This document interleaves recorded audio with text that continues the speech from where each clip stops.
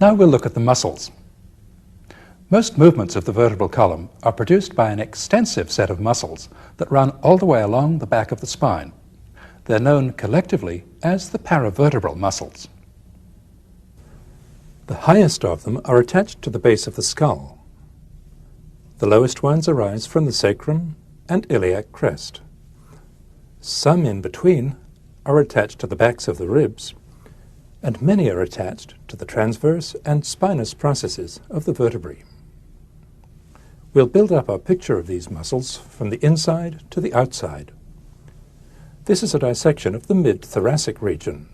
On the left side, all the paravertebral muscles are in place, partly hidden beneath a covering layer of fascia. On the right side, all the paravertebral muscles have been removed. We're not concerned at present with these outlying muscles, the levators and the intercostals. Now we'll add the paravertebral muscles to the picture, starting with the ones that lie deepest, the short and long rotator muscles. Each short rotator goes from a transverse process to the base of the spinous process of the vertebra above. Each long rotator goes to the same point on the next vertebra but one. The rotators are overlaid by this series of more obliquely running strips of muscle, which together form one long muscle, the multifidus muscle. Each segment of the multifidus arises from a transverse process and inserts on the sides of the spinous processes 2 to 4 vertebrae above. The rotators and the multifidus extend the whole length of the spine. Their action is to produce rotation of the upper part of the spine towards the opposite side. These deep rotating muscles are overlaid by much larger muscles. To get a picture of these remaining paravertebral muscles, we'll divide them into a lower group, the long muscles of the lumbar and thoracic regions, and an upper group, the long muscles of the back of the neck. The two groups overlap. We'll look at the lower group first. They're known collectively as the erector spinae muscles. They form a large mass of muscle, extending all the way from the sacrum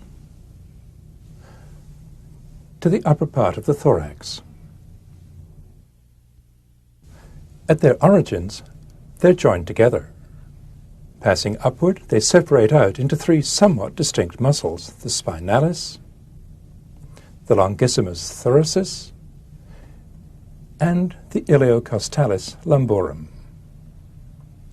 The erector spinae muscles arise from this massive common tendon of origin, which is attached to the spinous processes of the lumbar vertebrae, to the back of the sacrum, and to the iliac crest.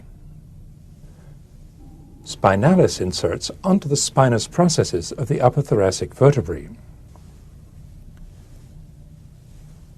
Longissimus thoracis inserts on the lower 9 ribs and the adjoining transverse processes. Iliocostalis lumborum inserts further out on the lower 6 ribs. The erector spinae muscles are important in keeping the body upright. The action that they have depends on whether they contract on both sides at once or on one side only.